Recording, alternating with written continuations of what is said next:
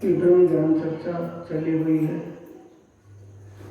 ब्रह्मवाणी का अखंड पारायण चला हुआ था जो संपूर्ण हो गया। ये सब धनी की कृपा से है और सबके मूल में आत्म जागने की बात है। जीव को जन्म मरण से छुटकारा देना, आत्म की जागनी होना सब इस ज्ञान के प्रकाश से है, इस वाणी से है।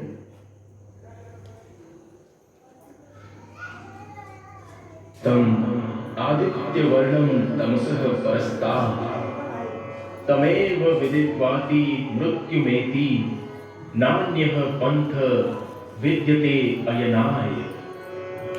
प्रकृति के अधिकार से परे अनंत सूर्यों के समान प्रकाशमान उस सर्वोपरि परब्रह्म को मैं जानता हूं, जिसे जाने बिना मृत्यु के बंधन से छूटने का अन्य कोई भी मार्ग नहीं है।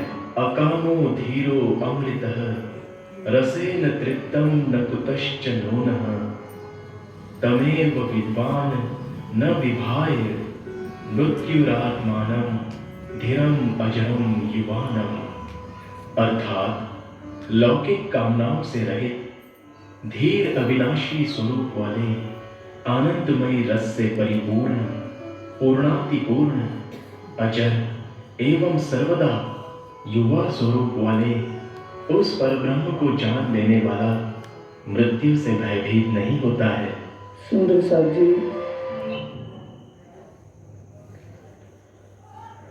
वेदों का कथन है कि परमात्मा को जाने बिना जीव जन्म मरण के कर्म बंधनों से नहीं छूट सकता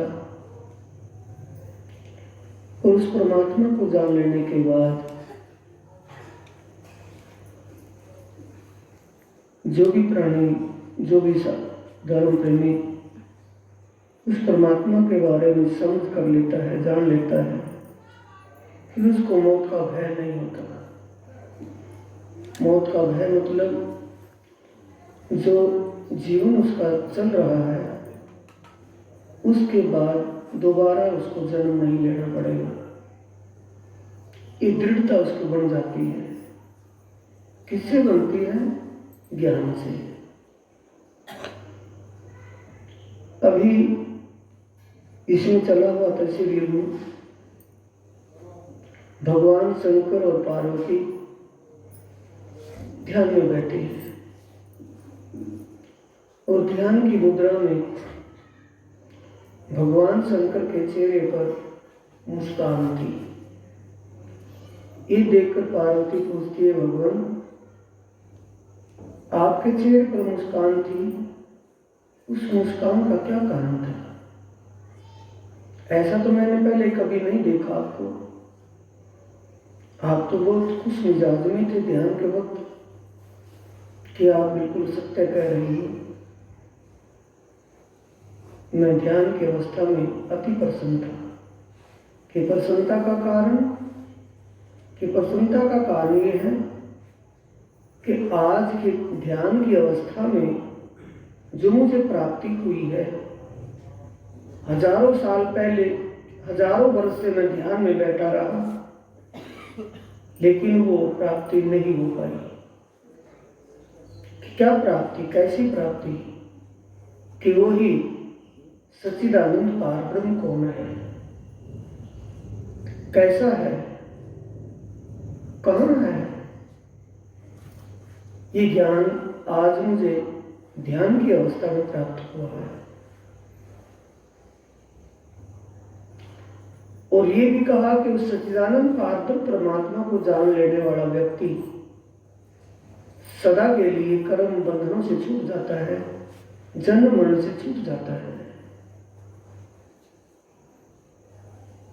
तो साथियों, धर्म ग्रंथों से इन बातों को पाकर ये विश्वास हो जाता है कि हमें जो ज्ञान मिला है हमारे जीव की किसी भक्ति का कर्म फल है। क्योंकि चौपाई में वाणी में भी कहा है जोगारम कर दे रखी, नौनाथ जाए बसे बन, शिव 84 और कई जोगी, सो भी कारणी आदि। असुर कहते कहूँ पीर, कई कहते को पैगंबर, आए मिले इत सब कोई, जेता कोई देख दर। सतवादी नाम कहते ले, कई हुए हैं तरन तारण, सतना छोड़ा कई दुख सहे, सोया दिन के कारण। ये वाणी में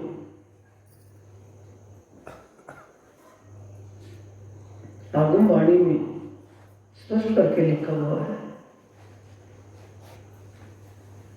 बिना कार्य के, बिना कारण कोई कार्य नहीं होता।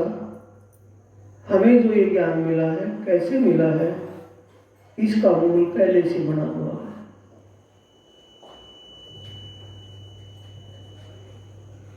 कभी उस मूल मिलान का नहीं।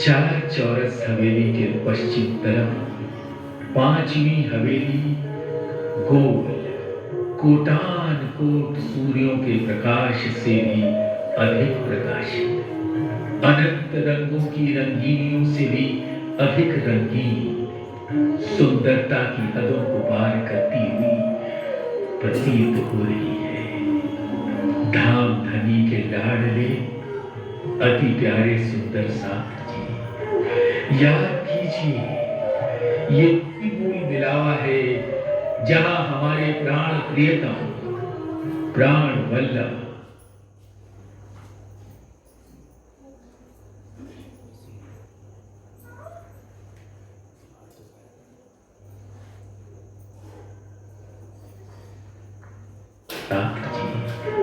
याद कीजिए ये वही मूल मिलावा है जहां हमारे प्राण प्रियतम, प्राण वल्लभ, धाम के दूल्हा, पिया प्राणनाथ श्री राज महाराज एवं हमारे सुभान श्री श्यामा महारानी व हम सखियां विराजमान हैं और इस माया रूपी खेल के दृष्टा बने हुए हैं।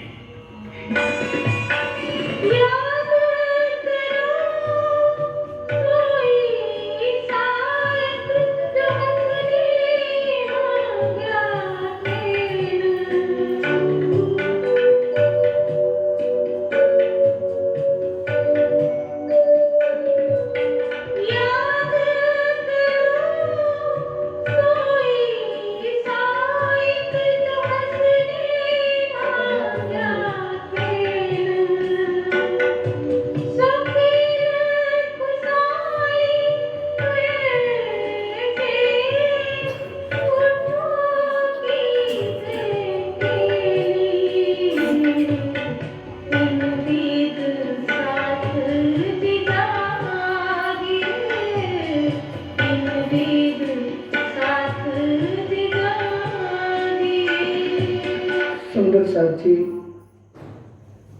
स्वरूप निकालो जिसमें उदार समझा था। युगल स्वरूप छुपाई आई थी, पूर्ण स्वरूप हक का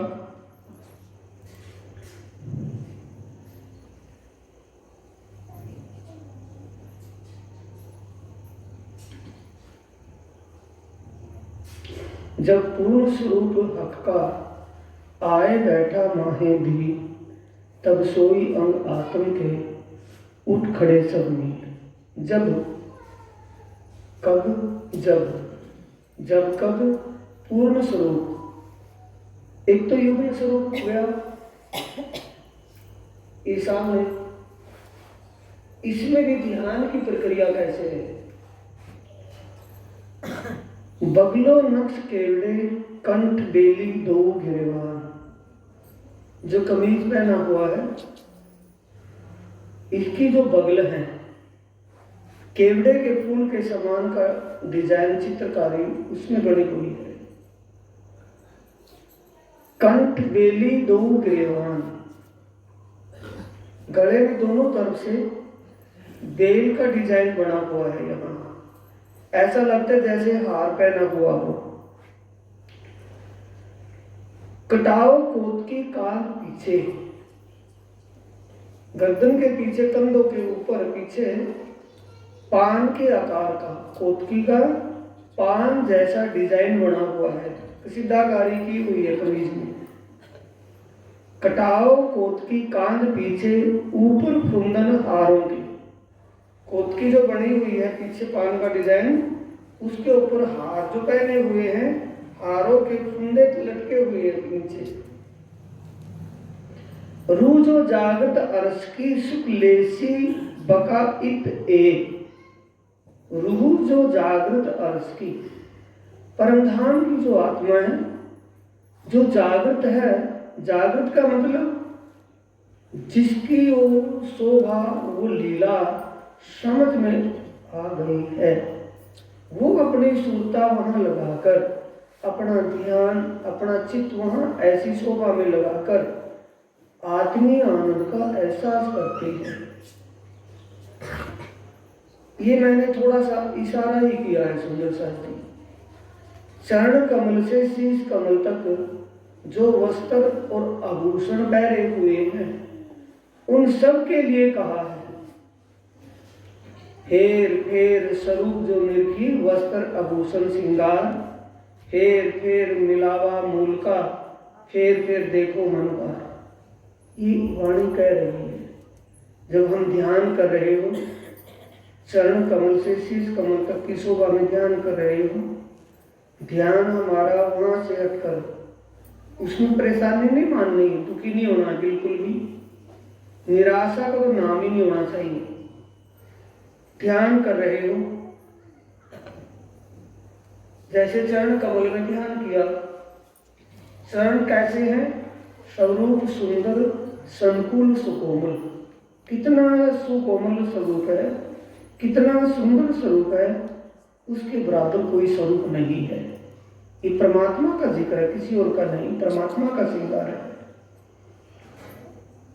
उनकी सुंदरता को छोड़ करके हमारा ध्यान, हमारा चित्त, हमारी सुरता किस बात को समझ पाए? ध्यान तो समझ पाएंगे, हमारा ध्यान वहां ना लग कर कहीं और जाए, उसमें दुखी ना हो, निराश ना हो, दोबारा फिर वही लिया, वहां से फिर इजार में ले जाए। इजार केसरिया रंग की इजार है, उसमें भी अनेक प्रकार के सिद्धाकार है, फूलों की, बेलों की। बाहें चूड़ी, बाहों में जो ये चुन्नट पड़ी हुई है इनकी शोभा, हाथों में उंगलियों में अंगूठियां, एक एक अंग के एक एक आभूषण व वस्त्र की शोभा का ज्ञान, मोहरिया चूड़ी अचरज जुगत, अचरज बड़ी एक हैरान करने वाली, एक बहुत ही कसीदाकारी से वो चुनटे पड़ी हुई है बाहों में। या आए वस्त्र हृदय हक्के रू अपने पहने बनाए, टेती खड़ी रू होत है जेता दिल में हक अंग आए। आत्मा उतनी जागृत समझे जितने धनी के अंग उसके हृदय में बसते चले जाए। हम सोचते हैं युगल स्वरूप, दो स्वरूप ध्यान सिंहासन पर बैठे हैं, उनको वैसे ही ध्यान कर लिया, नहीं, उनके एक एक अंग नीचे से जैसे ध्यान करते जा रहे हो, ध्यान ऊपर लगता जा रहा हो, जैसे जैसे सामने अंग आया उसके वस्त्र, उसमें वस्त्र कैसा पहना हुआ दिखाई दे रहा है, कैसे आभूषण पहने हुए हैं, कितना सुंदर स्वरूप है। यहाँ सजावट सज करके अच्छा लगता है, वहाँ ऐसा नहीं। वहाँ जो साज श्रृंगार पहना जाता है वो उस अंग में आकर के अच्छा लगता है। उल्टा कर लो उसका, उस अंग में पैरने से उसकी शोभा बढ़ जाती है। ऐसा नहीं कि वो पैरने से अंग की शोभा बढ़ती हो, नहीं, अंग में वो वस्त्र आभूषण पहनने से उस वस्त्र और आभूषण की शोभा बढ़ती है, अच्छी लगती है, अच्छी दिखने लगती है। 5 नंग माहे कलंगी तामे 3 नंग ऊपर। 5 नंग कलंगी में, दुगदुगी में 7 नंग, अलग अलग नंग, मतलब दुगदुगी का ध्यान किया, कलंगी का ध्यान किया, फिर पाक का ध्यान किया, फिर तुर्य का ध्यान किया, कर्णफूलों का ध्यान किया। एक एक वस्त्र का, एक एक अंग की शोभा का ध्यान करते करते करते करते जैसे हम उसमें बिजी हैं, फिर मन कहाँ तक दौड़ेगा, कितने दिन तक दौड़ेगा, कब तक दौड़ेगा? जब तक हमारा उसमें ध्यान लीन ना हो, तब तक तो एहसास होगा दौड़ने का, दाएं बाएं दौड़ने का, लेकिन दौड़ना बंद हो जाएगा। कब दौड़ना बंद हो जाएगा? जैसे जैसे वो शोभा हमारे दिमाग में बसती चली जाएगी, उसके बारे में समझ बढ़ती चली जाएगी, वैसे वैसे वो दौड़ना भागना बंद होता चला जाएगा।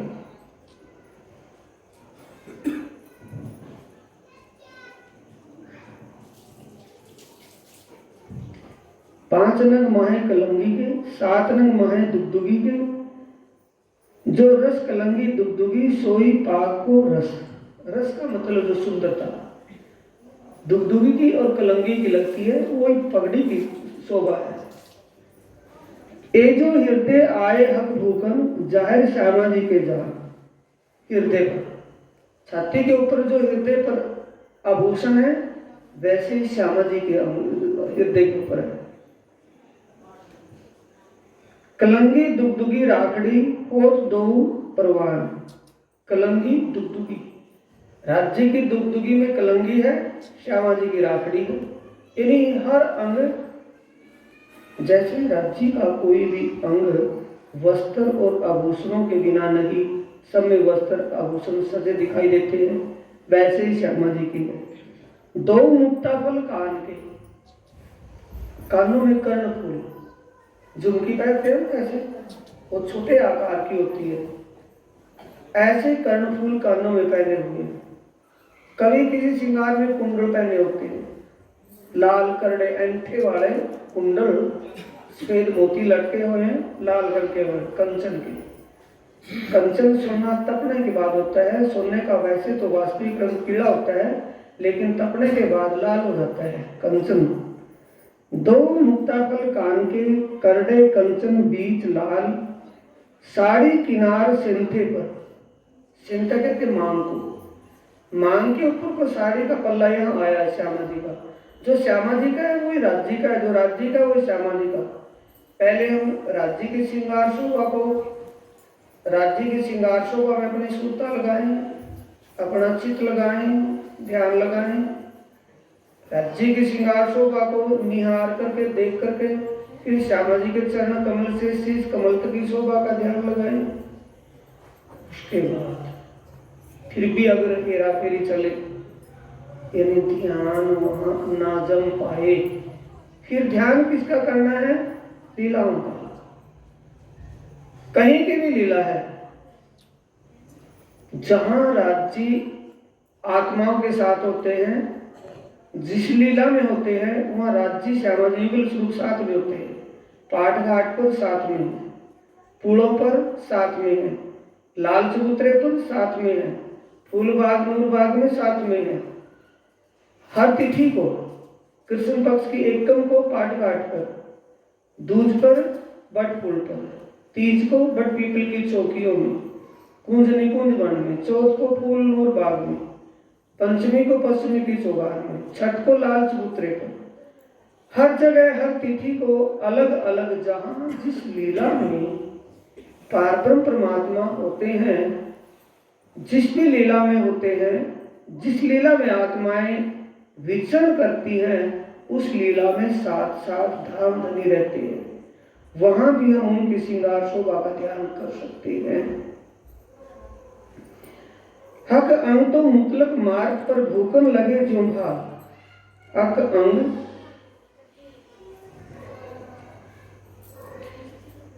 राज्य के अंगों की शोभा कोमलताई तो आत्मा को झंझोलती ही है, लेकिन उन कोमल अंगों में जो आभूषण पहरे होते हैं तो वो राज्य और भी आकर्षित करते हैं आत्मा के हृदय को, दिल को। चितवन जुगल किशोर की देद कदम नूर जम्मा।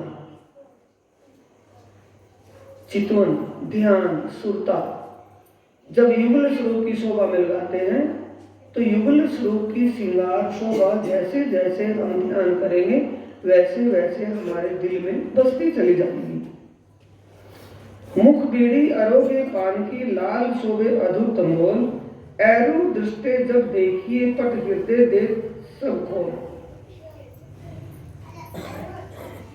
ब्रीफ बात में ध्यान की गहराई में जब युगल स्वरूप की हारोटी को देखेंगे, फोटो को देखेंगे, ये इतने को मुख चौक कहा है, मुख चौक की शोभा में ध्यान लगाएंगे तो होठों की लालिमा, देशर में पहरा मोती, दोनों की लालिमा एक दूसरे को कंपटीशन में एक दूसरे को हराने की कोशिश करती है। देशर में पहरा हुआ मोती कैसा लगता है? जैसा अभी अभी किसी लिक्विड चीज में डुबो करके निकाला हो, उसमें और शाइनिंग तेज निकलता है। किसकी लालिमा को खींचती है? होठों की लालिमा को।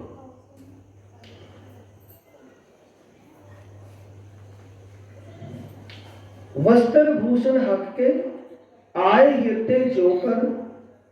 वस्त्र भूषण हक के परमात्मा के अंगों में वस्त्र पहरे हुए, आभूषण पहरे हुए, आए हृदय जोकर, जैसे आत्मा के हृदय जोकर।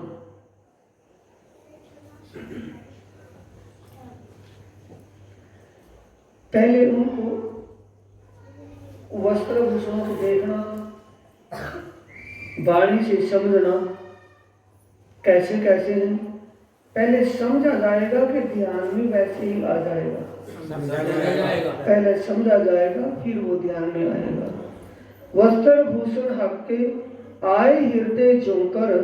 त्यों शोभा सहित आत्मा उठ खड़ी हुई बराबर। जैसे जब ही परमात्मा के वस्त्र आभूषणों की शोभा आत्मा के धाम दिल में पहले कहाँ आती है? वो दिमाग में, दिमाग से वो आती है हृदय के अंदर। हृदय में जब हम उसको देखेंगे, हृदय की आत्म दृष्टि से जब उसमें हम अपने सूता लगाएंगे, चित्त वृत्ति लगाएंगे, त्यों शोभा सहित आत्मा उठ खड़ी हुई बराबर। बराबर का मतलब जो शोभा पर आत्म के दिल में है, यह आत्मा का नाम आया है। त्यों सो आए हृदय जोकर। त्यों शोभा सहित आत्मा। आत्मा किसकी शोभा है? पर आत्म की। आत्मा पर आत्म की चित्त वृत्ति है। पर आत्म जो परमात्मा जैसा स्वरूप परमात्मा के चरणों में परमधाम में बैठा है, उसका ध्यान, उसकी सुरता, उसका चित्त ही आत्मा का रूप है, जिसे आत्मा कहते हैं। जो जब वो इस इल्म से, इस वाणी से समझकर परमात्मा की शोभा आत्मा के दिल में आएगी तो पर आत्म के दिल में जो शोभा है और पर आत्म उसको भुलाकर खेल को देख रही है, तो खेल से हटकर वो शोभा किस में लग जाएगी? सुरता उस लीला में लग जाएगी। इसे आत्म जागनी कहते हैं। पर आत्म तो भेले ही पोड़े भेले ही जागसी। पर आत्म तो सभी, पर आत्म चाहे वो इंद्रावती की है, सुंदर बाई की है, किसी की भी है, वो आत्मा एक ही साथ फरामोशी में हुई थी, एक ही साथ फरामोशी खुलेगी। यहाँ आत्मा आगे पीछे इस इल्म के प्रकाश में जागृत होगी।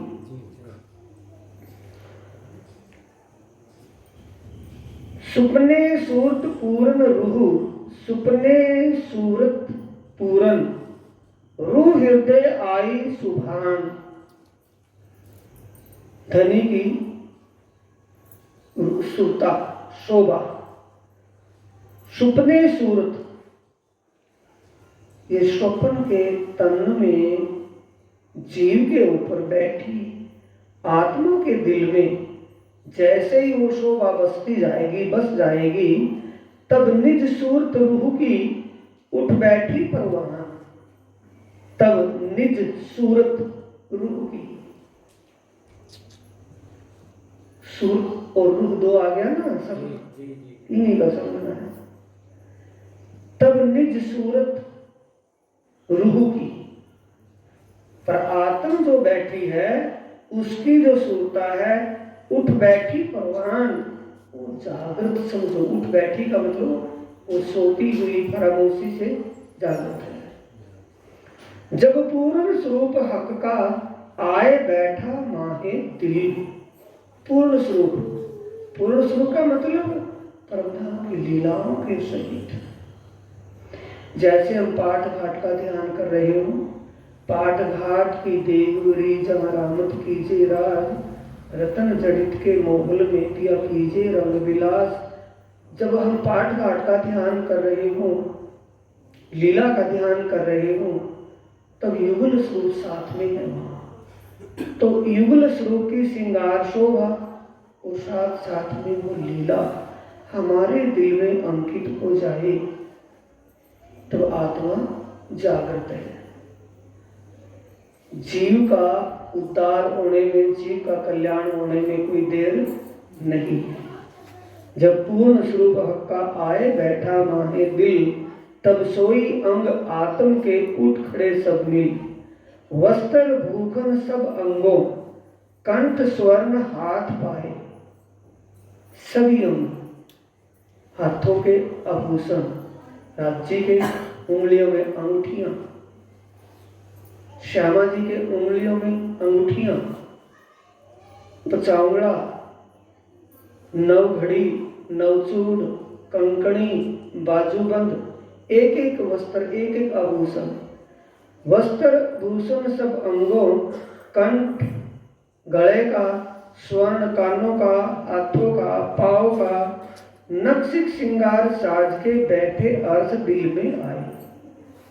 जब वो दिल में शोभा, ऐसी दिल में वो शोभा आ जाएगी, दिल में बस जाएगी, वो दिल फिर अर्श हो जाएगा या मांस का पीस रहेगा? उस दिल को अर्श कहा गया है। वो दिल अर्श हो जाएगा, धनी की बैठक हो जाएगी उसमें। नक्शिक श्रृंगार साज के बैठे अर्श दिल में आए। जब बैठे हक दिल में, तब रूह खड़ी हुई जान। हक आए दिल अर्श में, रूह जागे के एक निशान। पूछना तो नहीं पड़ने का, करना पड़ेगा। पूछना नहीं पड़ेगा, करना पड़ेगा। जब करेंगे तो फिर पूछने की जरूरत नहीं होगी।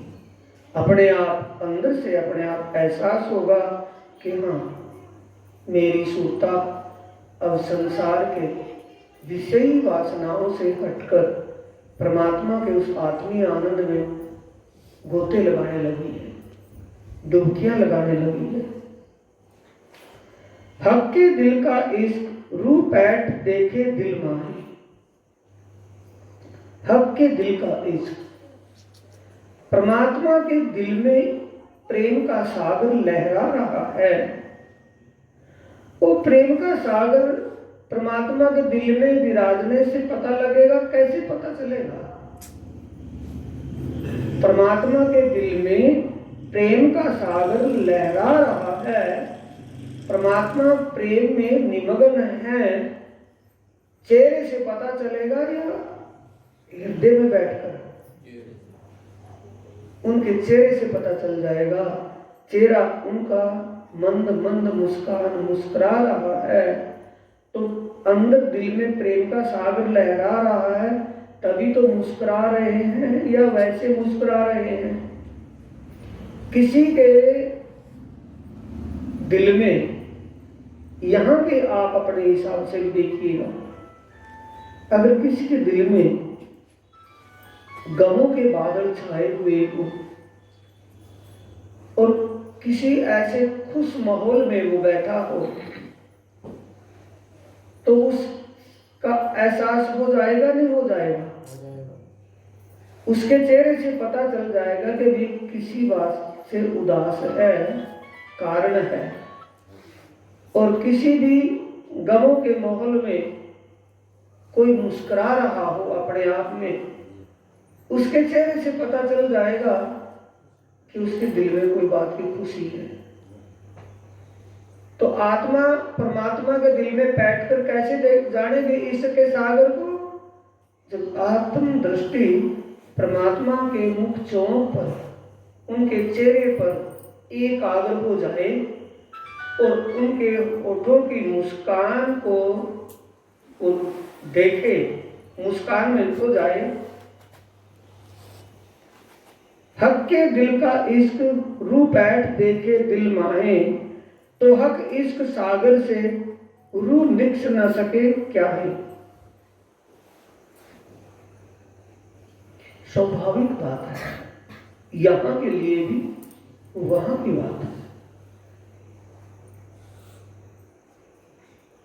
कोई सामने से मुस्कुरा रहा हो,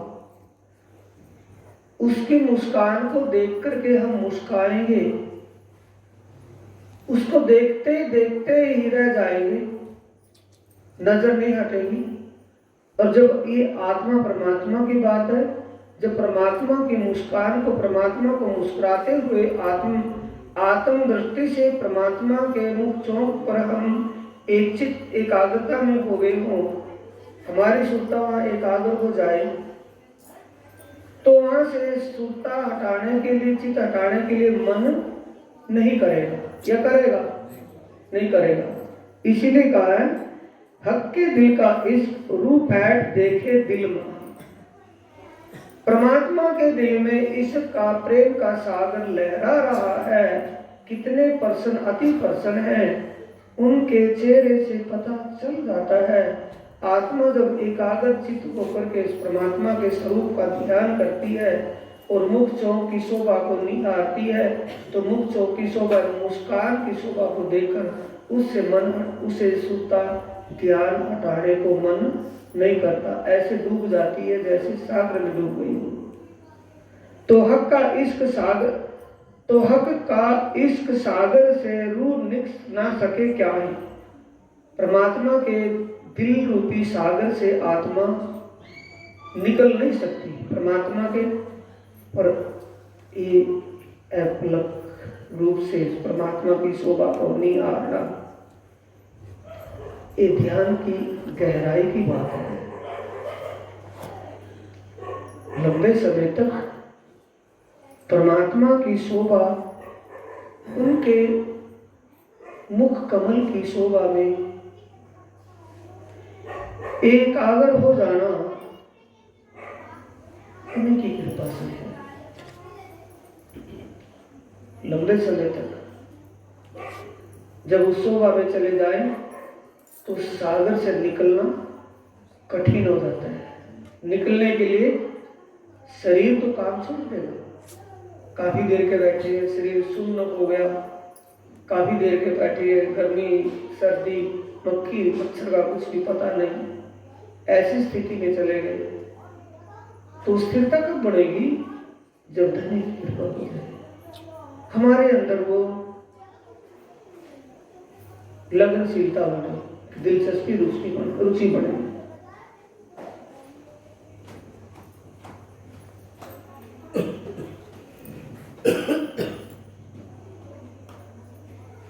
जो हक आ गया, चौपाई में आ गया, तो हक का इश्क सागर, हक तो हक इश्क सागर से, तो हक बच्चों को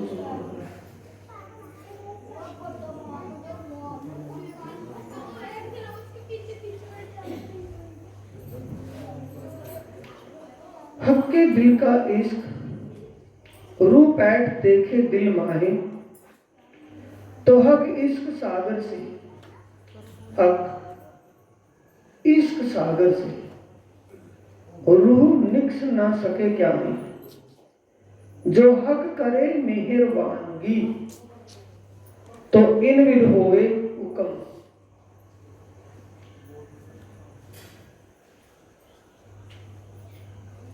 कृपा करनी माफक होती है कि कैसे होती है?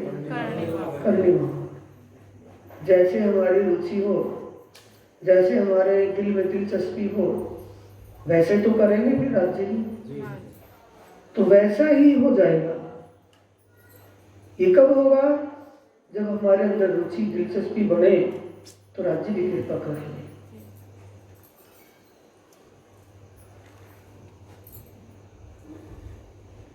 एता बल रू तब करे, इस स्थिति तक आत्मा कब जाएगी? एता बल रू तब करे जब उठाया चाहे खशम।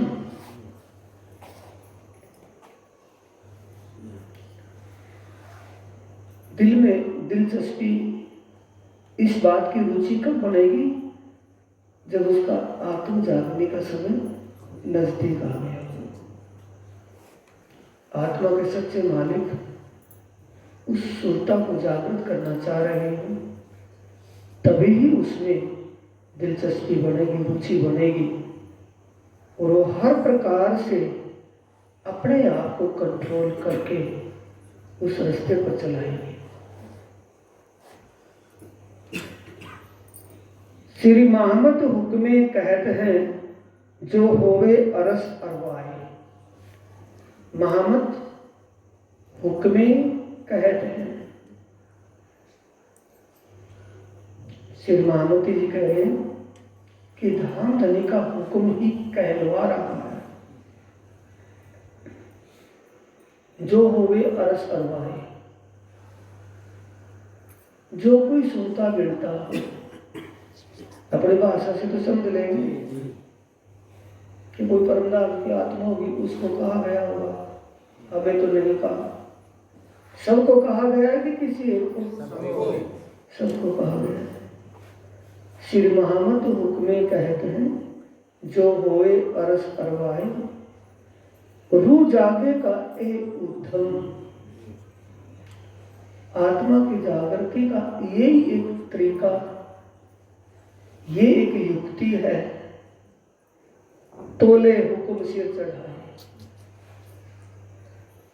हुक्म कौन कर रहे हैं? धामधनी। किस लिए? आत्मा को जागृत करने के लिए। करना क्या है? हमें अपने समय, अपने काम में से, गृहस्थ का जीवन है ना, गृहस्थ जीवन में हमें समय निकालना है, दिनचर्या टाइम टेबल बनाना है, और काम के लिए भले ही समय कम मिले, लेकिन ध्यान के लिए समय हमें पूरा निकालना है। ज़्यादा से ज़्यादा समय ध्यान के समय हमें किसी प्रकार की दिमाग में जल्दबाजी ना हो। कितना काम करना था, कौन सा काम जरूरी था, किसको मिलना था, क्या करना था, वो दिमाग में बिल्कुल ना आवे। अगर वो बात दिमाग में हलचल करती रही तो ध्यान ही नहीं लगेगा। एक ही काम होगा ना, या तो ध्यान होगा या वो काम होगा। लेकिन काम और कामों में चल जाएगा, ध्यान के वक्त हमें अपनी सुरता को धनी के उस स्वरूप में, उस लीला में लगाना है। सरल तरीका क्या है? फेर फेर सूरत साधी, धनी चरित्र सुख चैन। जिस क्रीड़ा से, जिस लीला से आत्माओं को आनंद मिलता है, धाम के धनी आत्माओं को आनंद प्रदान करते हैं, आनंदित करते हैं। वो आनंदित करने वाली लीलाओं का ध्यान कीजिए। कहीं का भी कीजिए।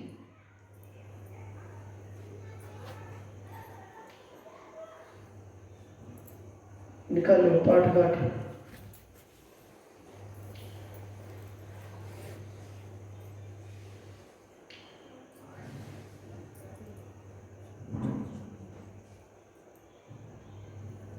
सातों घाटों के मध्य में श्री जमुना जी के ऊपर चलो पाट घाट शोभा ले रहा है, जिसकी किनार पर 12 थंब आए हैं। पश्चिम दिशा में 2 थंब पांच के, उत्तर में 2 थंब पुखराज के, पूर्व में 2 थंब माणिक के और दक्षिण में 2 दोनों फूल और पूरी जमुना जी जहाँ दिखाई दे वहाँ उसी निकाल लो।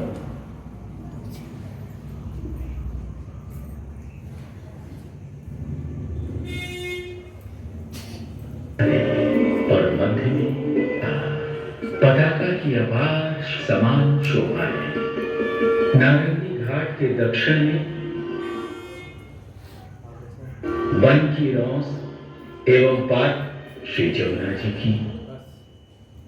ये दोनों पुल आए हैं, केल पुल, बट पुल।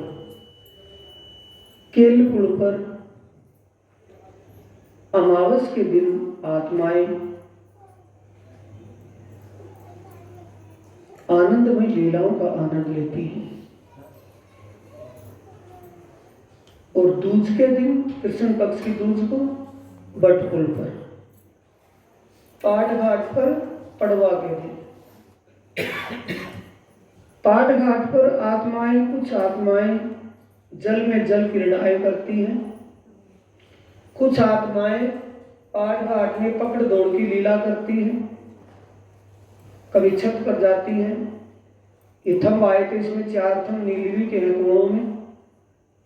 उन नीलवी के थंबों में जिन्ने चढ़े हुए ऊपर पैड़ियां, उन सीढ़ियों से ऊपर चढ़ती हैं, उतरती हैं, भागती दौड़ती हैं, एक दूसरे को पकड़ने के लिए पीछे पीछे दौड़ती हैं।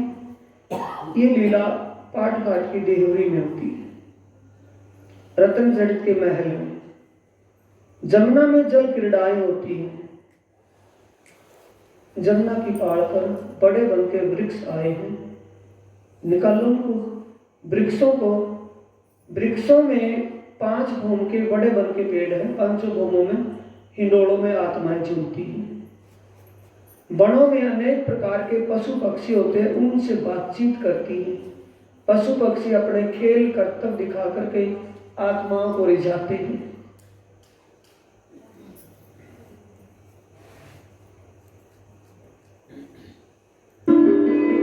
रंग महल के पूर्व में 7 वन, खेत, लिगोर, अनार, अमृत के चौड़े हैं। अमृत वन में से 2 मंदिर की रौस आ जाने से पर वृक्ष आए हैं। इसी प्रकार पुखराजी व वन की रौस आई है। जल रौस से वृक्ष 7 वनों के सामने पाल पर आए हैं। ये 5 भूम के ऊंचे हैं। बड़ों वन के वृक्ष जिस घाट के सामने आए हैं, उसी घाट के वृक्ष के रूप में हो गए। और सुख तो कोई और सुख सातों घाट।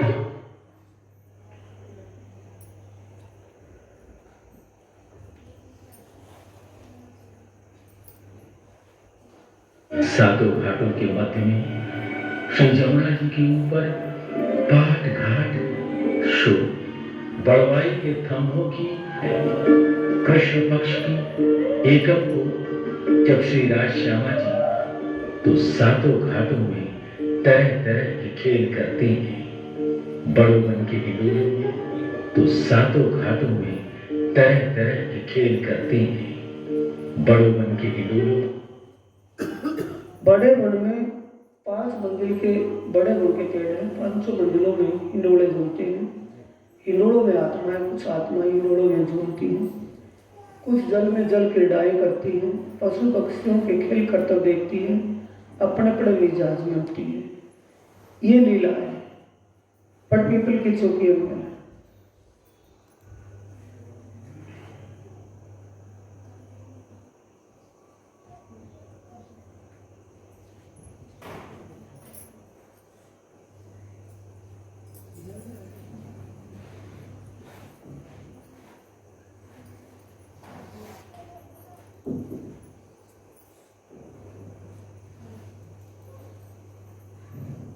रंग महल से लगती हुई दक्षिण दिशा में बट पीपल की चौकी सुशोभित है। इसमें 15 चौकों की 5 धारें हैं। प्रत्येक चौक की चारों दिशा में 4 नहरें शोभा ले रही हैं और चारों कोनों में 4 चिरबच्चे अति सुंदर हैं। इन चिरबच्चों के फव्वारों का पानी एक दूसरे में गिरता हुआ मनमोहक दृश्य पैदा करता है। प्रत्येक चौक के मध्य भाग में कमर भर ऊंचे चबूतरे की शोभा इनमें एक पेड़ बड़का, जिसके बीचों बीच एक पेड़ पीपल का, बड़का पेड़ पीपल का पेड़, बड़का पेड़ पीपल का पेड़, तो 76 चौक है तो 76 पेड़ है। ये बड़का पेड़ भी पीपल का पेड़ और चारों तरफ चारों के नहर और कोनों में पानी के कुंड 6 बच्चे कुआरे चले हुए हैं। 4 भूम ऊंचे हैं, चारों भूमों में डोले गले हैं। यहाँ आत्माएं चूल्हे के लिए आती हैं। पीपल के वृक्षों की शोभा है। इनकी 4 भूम 5वीं चांदनी है।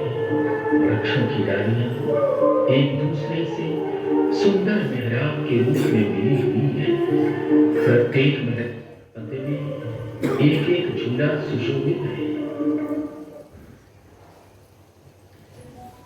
ये आत्माएं अपने प्राणेश्वर धामधनी अक्षरातीत के साथ यहाँ जब धाम में विचरण करती हैं, सैर करती हैं, घूमने के लिए आती हैं, तब यहाँ बट पीपल की चौकियों में बट पीपल के पेड़ों के मेहराबों में घड़े हिंडोलों में झूलती हैं।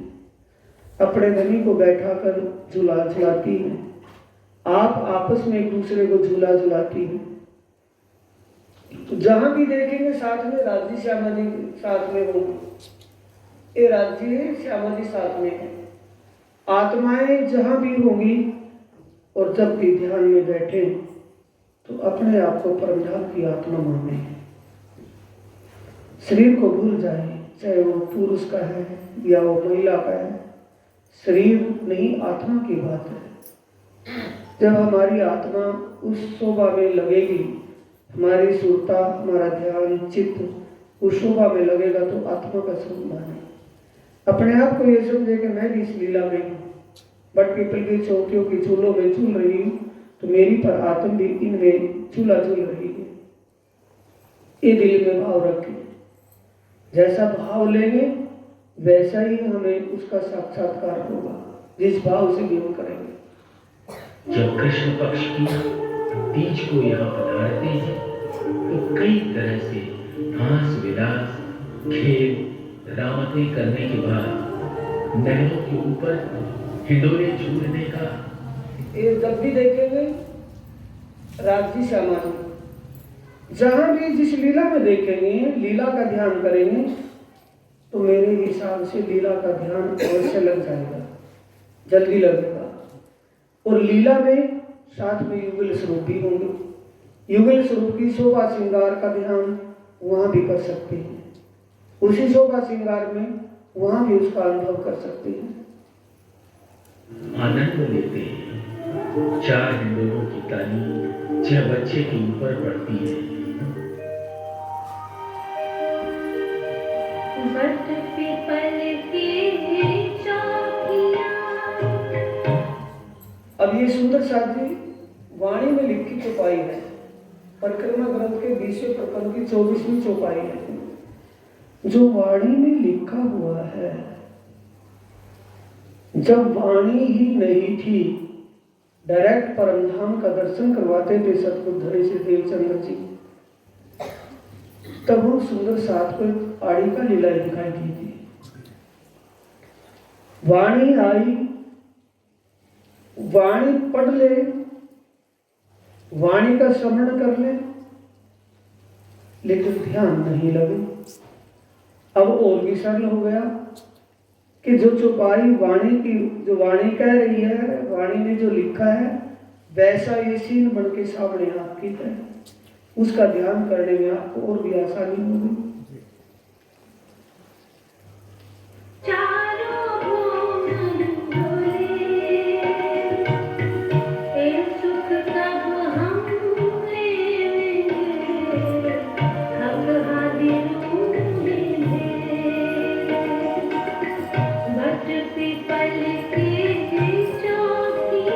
हम कब ले लेंगे? कब का मतलब रात्रि तो वहीं बैठी है।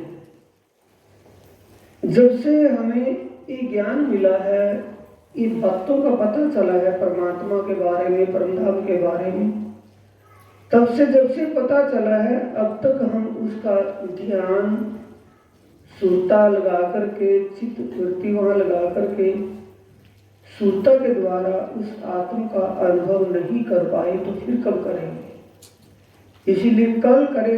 हर चौपाई हमें झिंझोड़ती है, झिंझोड़ करके कहती है कि कर लो, फिर कब करोगे? कल करे सो आज, आज करे सो अब, इतना जल्दी कर ले। अब पश्चिमी की चौगान में दूध दुलीचा की पश्चिम दिशा में एक बहुत बड़ा रेती का मैदान आया है, जिसे पश्चिम की चौगान कहते हैं। यहाँ पर अनेकों प्रकार के रंगदार मोतियों की रेती के चौक बने हैं, जिनकी मनचाहे पशु पक्षी। ये पशु पक्षियों पर जब आत्माएं पंचमी के दिन, कृष्ण पक्ष की पंचय को, जब आत्माएं पश्चिमी चौगान में आती हैं, आत्माओं के जाने से पहले ही पशु पक्षी मौजूद होते हैं वहीं सब इकट्ठे हो जाते हैं और अपनी कमर पर बिठाकर, पीठ पर बिठाकर आत्मा को सवारी करवाते हैं। पंखों वाले घोड़े हैं वहां, आत्माओं को अपनी पीठ पर बैठाकर आसमान में ले जाते हैं, इतने ऊंचे चले जाते हैं दिखने भी बंद हो जाते हैं। ये कब की शोभा है, कब की लीला है? पश्चिमी की चौगान में पंचमी के दिन। साथ में युगल स्वरूप राज्य श्यामा जी भी हाथी पर सवार है। युगल स्वरूप की शोभा का और लीलाओं का ध्यान, फेर फेर सूरत सादिए धनी चरित्र सुख चैन, फेर फेर, यानी हमारा ध्यान यहाँ से हटकर कहीं और गए, फिर लीला में लिया है। लीला विस्तारित है, स्वरूप नजदीक है। लीला में वो शोभा में फिर वही आ जाए और फिर लीला में ध्यान करते करते स्वरूप का ध्यान करें, स्वरूप की श्रृंगार शोभा का ध्यान करें।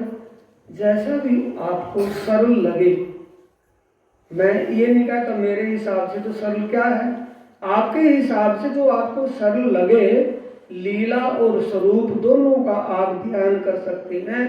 लीला का ध्यान करते करते राज्य की श्रृंगार शोभा का ध्यान कर सकते हैं।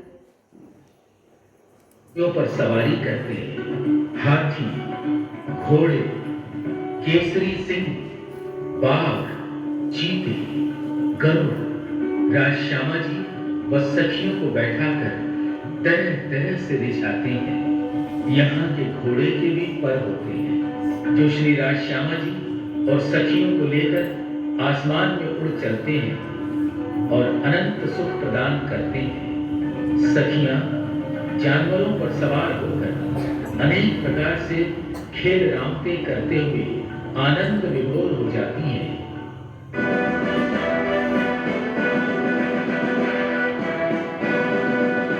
आत्माएं बाघ से चित्तों पर, घोड़ों पर सवार होकर के खूब रमण करती हैं। हाथी पर सवार युगल स्वरूप विराजमान होते हैं, खूब आसवारी करते हैं। अब आत्माएं लाल चबूतरे पर आती है।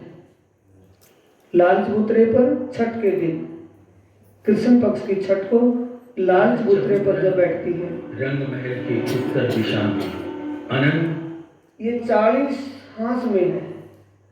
50 हांस का मतलब आप रिक्की में ना जाए, लाल चबूतरे पर रंग बिरंगी कालीन बिछी हुई है। हर कालीन पर सिंहासन और कुर्सियां लगी हुई हैं। कुर्सियों पर आत्माएं बैठती हैं, सिंहासन पर युगल स्वरूप राजी श्यामा जी बैठते हैं। और वहाँ जानवर, बड़े बड़े जानवर जो वनों में रहते हैं। कौन सा वन है? ताड़वन, बड़ोवन, मधुवन, महावन। वन एक तो बगीचा हो गया, वनों में बड़े बड़े जानवर रहते हैं और वो आत्माओं को अपने कर्तव्य दिखाकर, खेल कर्तव्य दिखा करके आत्माओं को खुश करते हैं, परमात्मा को रिझाते हैं अपने कर्तव्य, अपनी लीलाओं से।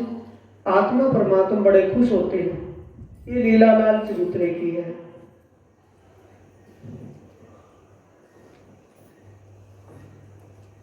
शोभा ले रहा है।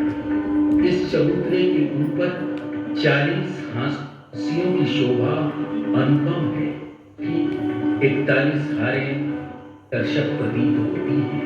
रंग में की 40 हारें विद्यमान हैं, जिनमें चबूतरे की किनार से 41 1,00,000 कोस की है। तो इन अखाड़ों में अनेक प्रकार लीलाओं और कलाओं से अनेक प्रकार के जानवर सबको रिझाते हैं।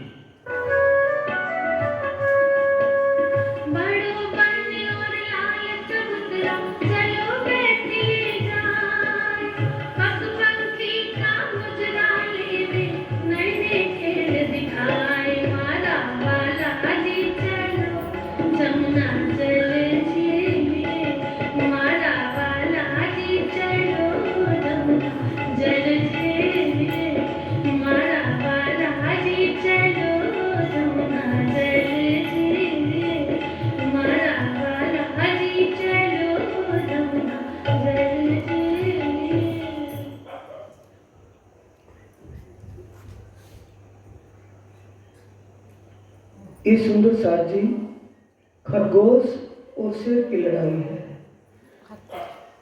खरगोश और हाथी की लड़ाई है। ये लड़ाई उनकी यहाँ जैसे नहीं है, प्रेम की है। जैसे आत्मा चाहती है वैसा ही होता है। आत्मा के दिल से, आत्मा के मन से चलता है खरगोश। खरगोश और हाथी आपस में लड़ते हैं, घुलते हैं। और खरगोश और हाथी की लड़ाई तो बहुत ही मजेदार होती है।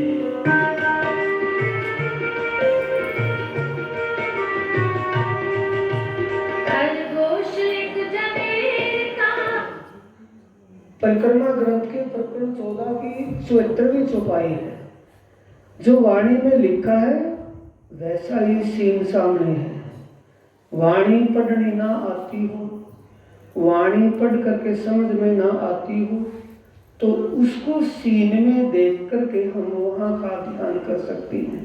कहीं का भी मैंने एक ही बोल दिया था, परम धाम के 25 पक्षों में किसी भी दिशा का, किसी भी पक्ष की शोभा हमारे दिल में, दिमाग में बस जाए और हम उसका ध्यान करना शुरू करते तो वो भी हमारा ध्यान हो गया, वहाँ से शुरू हो गया।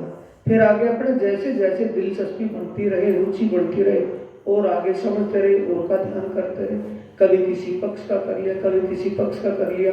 ये नहीं कर रखता एक ही दिन लगाना कि यहाँ से मूल मिलावे तो फिर मूल मिलावे, फिर वापस फिर मूल मिलावे तक कहीं का भी ध्यान कर सकते हैं लीला और स्वरूप का।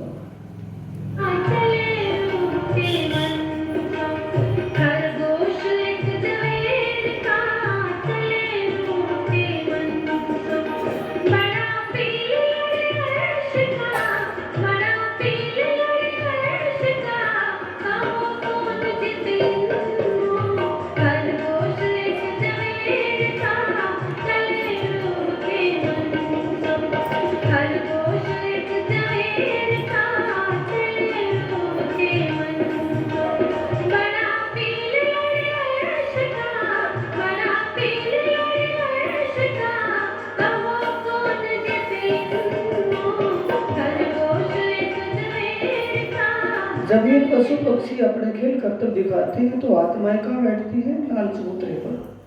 लाल चबूतरे पर सिंहासन पर युगल स्वरूप की शोभा का ध्यान करना है। आत्माओं का ध्यान कुर्सियों पर करना है। सामने पशु पक्षी खेल कर दिखाते हैं। अब कुंज निकुंज गण की शोभा का ध्यान करेंगे। कुंज गण की रेत में चलो पिया दौड़ियो जाए। बोलते हैं, सुनते हैं, कहने को आती है, लेकिन वो शोभा को देखते हैं। कुंज निकुंज वन बेशुमार शोभा को लिए हुए हैं। चला कुंजवन जमीन से कमर भर ये कुंजवन है। कुंज का मतलब जिसके कोने हैं, 4 कोनेदार। क्या है ये वन का मतलब क्या है? महल, पेड़ों के महल है, 2 मंजिले महल है, चौरस, गोल भी है। गोल को कहते हैं निकुंज वन, और कोने वाले को, 4 कोने वाले को कुंज वन। इनमें आत्माएं आती हैं। चौरस चबूतरे पर शोभायमान है, जिसकी चारों दिशाओं में मंदिरों की हार आई है। चारों दिशाओं के मध्य में एक एक बड़ा दरवाजा है। मंदिरों के भीतर चारों तरफ एक हार खंभों की आत्माएं जब कुंज वन में आती है, कुंज निकुंज वनों में, तो कुंज वन में अंदर जाती है। ये बगीचों की हार है। पहले मंदिरों की हार, फिर थंब आए, यानी मंदिर और बरामदा, फिर बगीचे आए। बगीचों के बीच में कमर भर ऊंचा चबूतरा, चबूतरे के बीच में पानी का कुंड है, और चबूतरे के ऊपर कीलम बिछी हुई है, कालीन, और ये सिंहासन लगा हुआ है, ये कुर्सियां लगी हुई है। आत्माएं जब यहाँ बैठती हैं तो वहाँ शीतलता और सुगंध का एहसास होता है। शीतल और सुगंध का आनंद लेती है। फूलों की सुगंध और पानी की शीतलता का आनंद लेती है। जब दौड़ने के लिए मन करता है तो कुंज वन की ब्रीक रेती में पकड़ दौड़ की लीला करती है।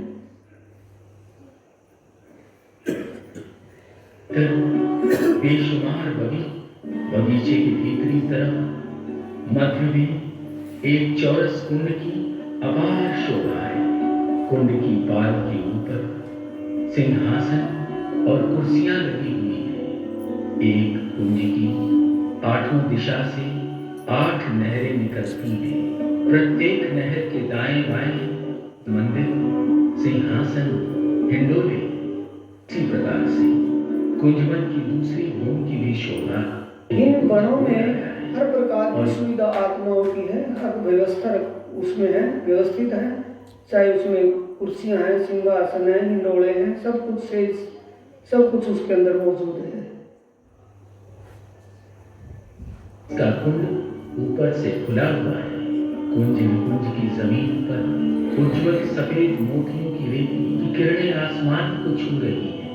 जब श्री राज श्यामा जी व सखियां कृष्ण पक्ष की तीज को यहाँ आते हैं तो रंग बिरंगे फूलों के मंदिरों में, फूलों की सेजिया पर और फूलों के ही हिंडोलों में अनेक प्रकार से आनंद लेते हैं।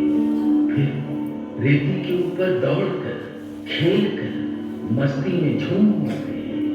फिर मध्य के कुंड में छेदना करके श्रृंगार करते हैं।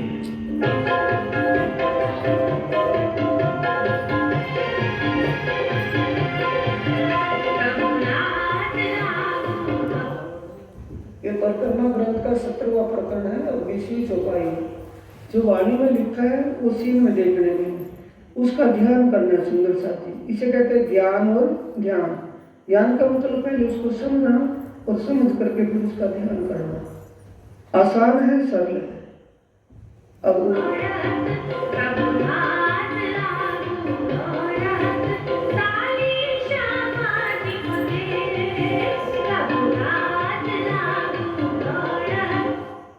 कबीराज जी श्यामा जी के हाथ पर हाथ मार करके आगे आगे दौड़ते हैं। श्यामा जी और आत्माएं पकड़ती हैं।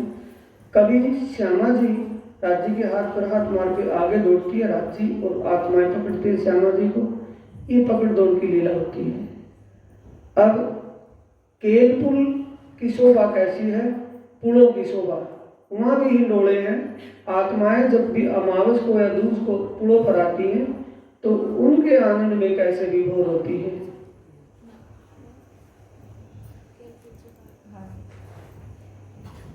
खेल पुल पर 11 थंभों की 11 हारें, अनेक नगों की झिलमिलाहट से 11 रंग बिरंगे फूलों के मंदिरों में, 11 प्रकार से आनंद लेते हैं। फिर 11 चौरस कुंड की 11 दिशाओं में 11 नहरें निकलती हैं। 11 मंदिरों की हार, 11 कुर्सियां, 11 सिंहासन, 11 वे मस्ती में झूमते हुए इसे प्रतीत होते हैं।